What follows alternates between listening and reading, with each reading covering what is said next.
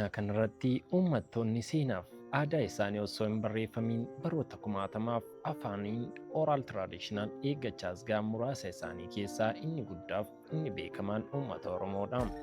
Uummanni Oromoo eessaa dhufee sirni gadaa kan addunyaa dinqisiifatu kun akkamitti dhalate? Aadaan safuu fi dimokiraasiin durii uummata kana maal fakkaata? Egaan kabajamtoota dhaggeeffattootaaf daawwattoota hambaa miidiyaa ani qophii kana kan qopheesse simfaana toru qaxaleen keessan kumsaa Lalasaati. Egaan baga gara chaanaalii keenyaatti nagaan dhuftan jechaan har'a viidiyoo kana keessatti seenaa dhugaa miidhagaa fi seenaa guddaa uummata Oromoo jalqaba irraa hanga har'aatti waliin ilaala. Hidda seenaa kanaa seenaa guutuu argachuuf hanga dhumaatti nu waliin turaa. Hambaa miidiyaa sabskiraayib gochaa laayik gochaa nu eegam. Uummanni Oromoo gara Kushatik language family keessatti kan ramadamu yoo ta'u, ba'a Afrikaa keessatti uummata bal'aa fi hiddaan guddaa qabu keessaa isa tokkodha. Arkeoloojii fi seenaa beektonni akka mirkaneessanitti uummanni Oromoo baroota kumaatamaan dura gaanfa Afrikaa keessa jiraachaa ture. Argaa dhageettiif ganama Oromoo keessatti bakki madda walaabuu jedhamu hundee fi madda seenaa Oromooti. Madda walaabuu bakka Oromoo aadaa sirnaaf seenaa isaa itti ijaarratee fi babal'isedha. Oromoon uumamaan nagaadhaa horsiisee bulaa yoo ta'u, amantiif ilaalcha aadaa kan waaqeffannaa jedhamu qaba ture. Waaqeffannaan amantii uumamaa tokkichaa waaqa gurraacha amanuuf safuudha. Moral principle jechuudha. Uumama kabajuu irratti hirkatedha.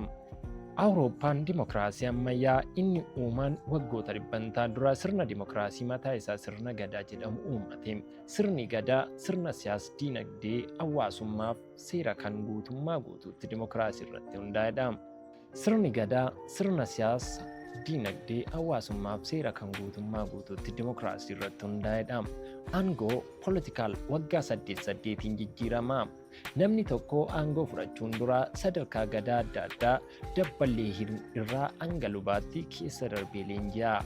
Sirna gadaa keessatti dubartoonni siinqee qabu. Siinqeen mirga dubartootaa eeguuf fi hawaasa keessatti nagaaf walqixxummaa mirkaneessuuf meeshaa kabajamaa ture.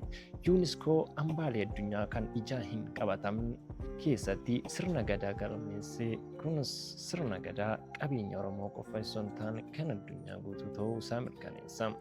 Chaanaalii keenya kana keessatti seenaa dhugaa yoo ilaalu jaarraa 16ffaa keessatti sochiin Oromoo expansion irraanfachuu hin danda'amu. Yeroo sanatti Oromoon sababa diinagdee baay'ina uummataa fi sirna waraana gadaa fayyadamu lafa isaa babal'ifata.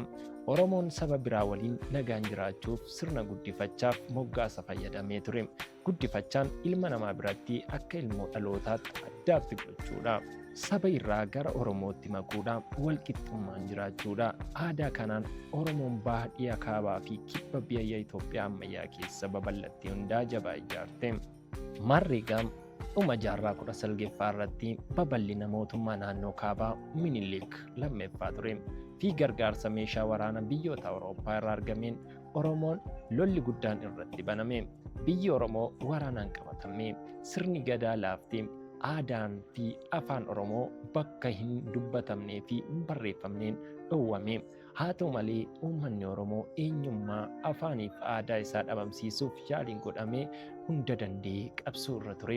Qabsoo kanaanis afaan Oromoo afaan barnootaa qorannoof hojii ta'uu danda'eera. Har'a uummanni Oromoo Itoophiyaa keessatti lakkoofsaan guddaadha. Uummanni Oromoo uummata seenaa jabaa, aadaa miidhagaa fi sirna dimokiraasii ganamaa qabudha. Seenaan Oromoo seenaa danda'uu, gootummaa fi nagaati.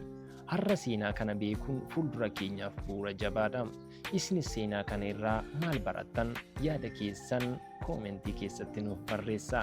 Egaan kabajamtoota dhaggeeffattoota hordoftoota hambaa miidiyaa. Hambaan miidiyaa akkuma kan dura isiniif kaase seenaa qoratee kan baasudha. Har'as kunoo akkanatti waliin turre. Egaan sabskiraayib gochuutiin seenaalee kan kana fakkaatan nu bira argachuu dandeessu. Galatooma isin jaallatamtoota.